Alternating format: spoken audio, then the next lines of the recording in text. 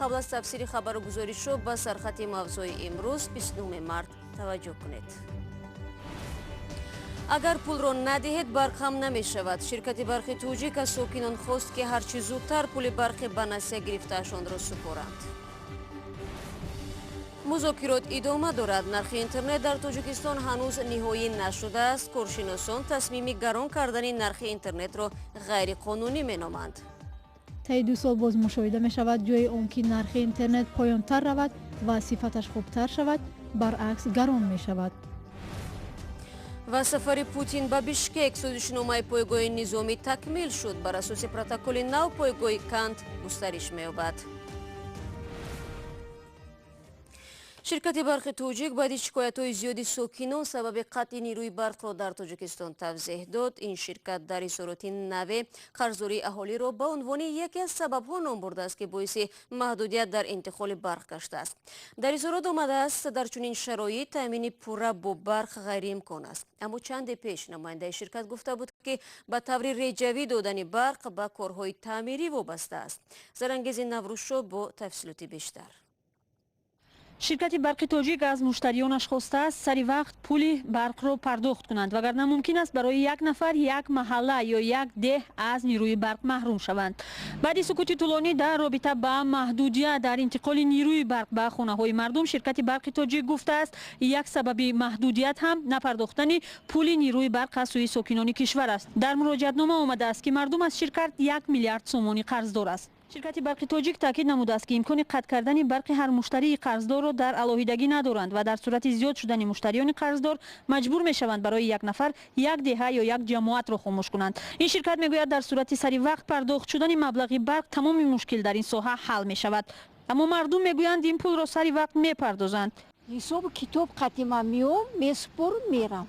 چقدر من استفاده بردم همو قرار با ما آورده میسپر میرم. فصل خنک بود کمتر زیادتر بود حوزه خیلی چی میگن؟ مشکل نیست با پرداختن؟ نه چون که ما خیلی خودمان هم استفاده میبریم برق. اما کارشناسان به اینکه سبب اصلی محدودیت در نیروی برق قرضداری مردم است باور ندارند. اساس ندارد طوری که خودمون میدانیم اگر که یک روز طاقت نمیکنه یک روز نسپارید برقتون قطع میکنه. برق توجیک شرکتی عظیم دولتی انرژتیکی تاجیکستان است و سالهاست که مسئله قرض زیادش را حل کرده نمیتواند. سبب‌های این مشکلات را در مدیریت نادرست میدانند.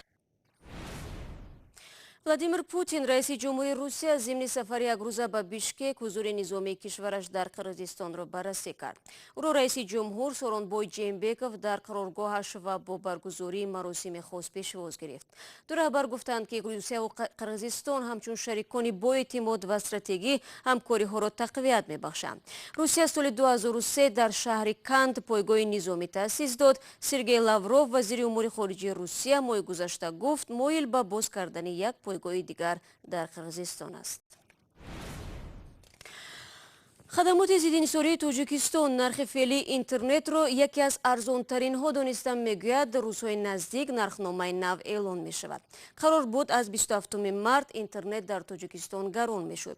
حالا این نهاد با طلب شرکت های موبیلی نرخ آن را بازبینی دارد. قبلا خدمات ضد انحصاری نرخ 1 مگابایت اینترنت را نکم از 5 درم مقرر کرده بود.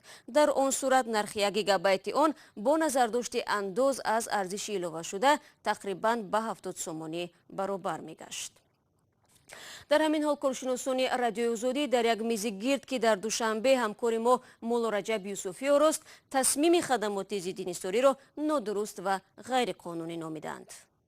Мы, как специалисты в этой области и как граждане этой страны, мы сами были бы не прочь узнать ответ на этот вопрос. ما همچون یک متخصص و شهروند تاجیکستان خودمون هم میخواستیم جواب به این سوال رو پیدا کنیم. چیزی که حالا صورت گرفته است این است که طی 2 سال باز مشاهده می شود جای آن که نرخ اینترنت پایان تر رود و صفتش خوبتر شود برعکس گران می شود و خدمات شرکت های موبیلی و پروایدرهای اینترنتی سوس می شود. سال تا سال معلوم می شود که وضعیت بدتر و بدتر شده ایستاده است. اگر شما در خاطر داشته باشید ما برای بنیاد نشدن مرکزی یگانه کمونیکاسیونی 10 سال مبارزه بردیم ولی عاقبت آن بنیاد شد. аз ҳама чизи номаълум барои мо мутахассисон ин аст ки ташаббуси боло бурдани нарх аз тарафи мақомоте анҷом мешавад ки дар асл бояд аз беасос боло рафтани нархҳо ва инҳисори бозор ҷилавгирӣ кунад. мо дар ин бора ба хадамоти зидди инҳисорӣ, додситонии кул, дастгоҳи иҷроияи президент ва омбудсмен мактуб кардем, вале ягон ҷавоби мушаххасеро дарёфт накардем. تشکر زیاد. محترم شکرانه که نظر شما چی است؟ چرا حکومت به این واکنش های مردم و ناراضگی مردم پاسخ نمیدهد؟ چند دیگر همین گونه تصمیم گیری ها از جانب دولت یا مقامات وکالتدار مشخصی آن چون تحت تاثیر عکس العمل جامعه شهروندی طریق فضای اطلاعات قرار گرفتند، باعثی از نو بررسی گردید و تا یک اندازه گذشت کنی ها به نظر می رسید. بنابراین این دفعه نیز نوابسته از آن که دولت به طور رسمی واکنش نشان نداد، ولی سوبیکت های فضای اطلاعات جامعه شهروندی به طور عمومی در زمینه منفعت های عمومی عمل کردند و توانستند که افکار جمعیتی را به وجود آورند و در نتیجه عامل های بیرونی نیز در رابطه با این موضوع ابراز عقیده درست است. محترم یعقوب سعید، نظر شما چی است در این رابطه؟ فکر من درباره اینکه چرا حکومت واکنش نمی‌کند این است که شاید صدای مردم، نظر مردم، موقع مردم رسانیده نشد. یعنی یک واکنش دست جمعی منسجم مردمی پدید ناومد و به می خاطر حکومت هم جدی نگرفت. اگر مثلی که در مورد طوری که دیگران ذکر کردن در مورد بالا بردن ارزش سیم کارت ها بود، مردم به طور دست جمعی واکنش نشان دادند. بینندگان عزیز، میز گرد کامل و صحبت‌های بیشتر مهمانان رادیو آزادی را میتوانید در کانال آزادی ویدیو و وبسایت azadi.org تماشا کنید. میخواهید هر روز اخبار تازه از تاجیکستان را بخوانید؟ پخش زنده، خبر، گفتگو، گزارش و تحلیل از جای حادثه، نظر تحلیلگران. مستقیم در تلفن شما از زمینه رادیو آزادی.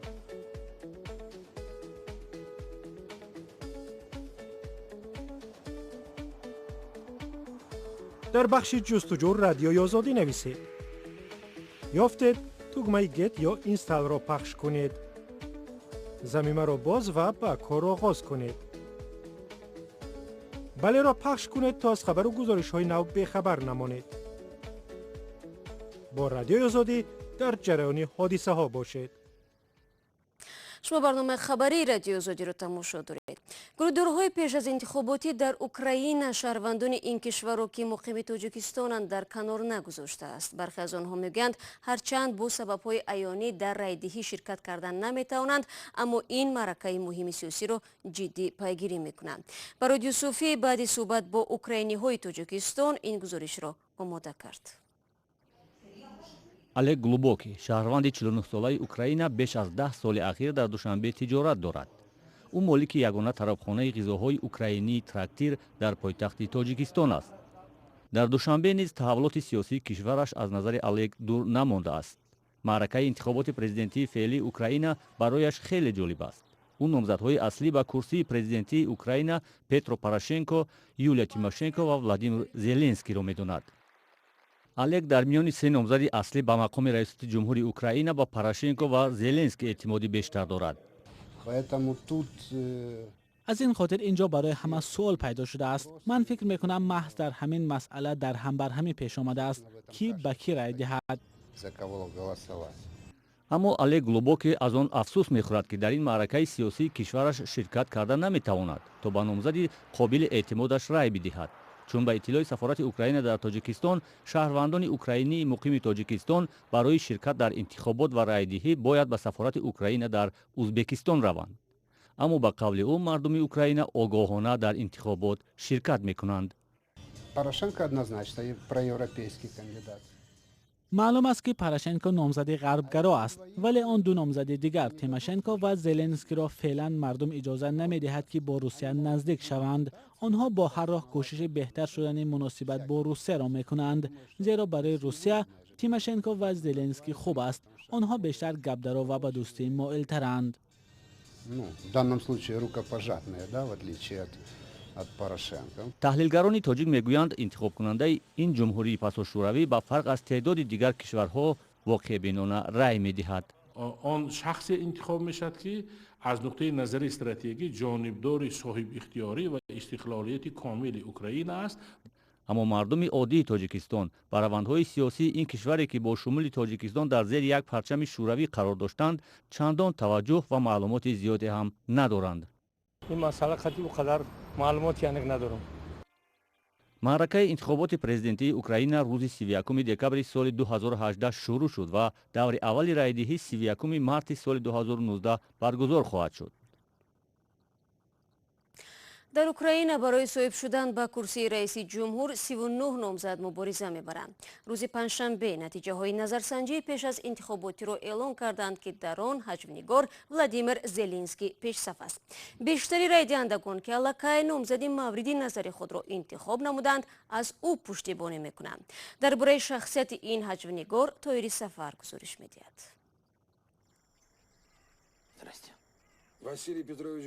صحنه خبردار شدن معلم خاکسار از آن که بلندترین مقام کشور را صاحب شد. Доброе утро, господин президент. این یک برنامه تلویزیونی است ولی از واقعیت هم دور نیست. هنرپیشه و حجم‌نگار ولادیمیر زلنسکی ستاره برنامه در واقع نامزد به مقام رئیس جمهوری اوکراین است و بر اساس نظرسنجی ها طرفداری زیاد دارد. این کینو نیست، زندگی واقعی است. من واقعا میخواهم به اوکراین کمک کنم. به من چیزی در کار نیست. میخواهم به مردم مدد رسانم. زلنسکی هنگام تحصیل حقوق هنرپیشگی را شروع کرد. سال 1990 چون حجم‌نگار معروف شد و استودیوی خصوصی تأسیس داد. پیشرفت زیادش در صحنه او را قهرمان اصلی برنامه خدمتگزاری مردم کرد. او نقش معلمی را اجرا میکند که رئیس جمهور شده است. ماه مارس سال گذشته حزب سیاسی را با عین نام برنامه‌اش تأسیس داد. در آستانه سال نو پیش از اعلان نامزدی او در بین 5 نفر اساسی بود که میتوانستند رئیس جمهور شوند. شعار انتخاباتیش هم خدمتگاری مردم است. رشوه‌خواری در همه جا هست. باید ضرر آن به حکومت و زندگی مردم را از بین بریم.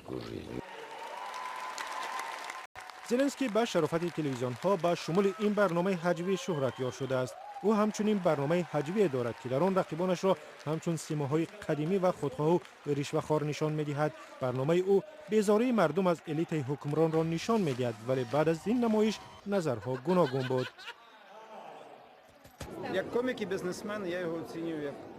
او را من همچون حجو‌نگار و صاحبکار احترام میکنم. من او را همچون سیاستمدار نمیدانم و فکر نمیکنم پرزیدنتی برای تجربه آموختن باشد. من به این گفته راضی نیستم. میخواهم که پرزیدنت شود. اوکراین به افغانی نیاز دارد. زلنسکی در شبکه‌های اجتماعی هم محبوب است و در اینستاگرام 2,800,000 هوادار دارد. اما زلنسکی نه تنها برای بی‌تجربگی بلکه برای معاملات تجارتیش هم تنقید شده است. یک تحقیق رادیو آزادی معلوم کرد که او با 4 شرکت فیلمسازی و تلویزیونی روسیه همکاری داشته است. هرچند خودش گفت سال 2014 تجارت در روسیه را بس کرد. نماینده های زلنسکی به درخواست ما پاسخ ندادند. برای همین او را اینجا یافتیم. Ведь вы хотите со мной поговорить, а не я с вами. Когда мне надо, ну и что? Послушай, я вам отвечаю, я вам ничего не должен. Я должен только своим родителям. Мне неприятно формат вашего разговора со мной. زلنسکی دیرتر معاملات تجارتی در روسیه را اعتراف کرد و وعده داد از آن دست میکشد. با وجود این در معرکه تبلیغاتیش شاهدی تظاهرات شد. منتقدان او را همچون لختک ایگور کلامویسکی ثروتمند اوکراینی میشمارند که برنامه‌هایش در تلویزیون او پخش میشوند. اما ظاهری تنقیدها ظاهرا زیاد به او اثر نکرده است. اگر نظرسنجی ها درست باشند پس خنده اخیر را حجو‌نگار خواهد کرد که نامزد به مقام رئیس جمهور شده است.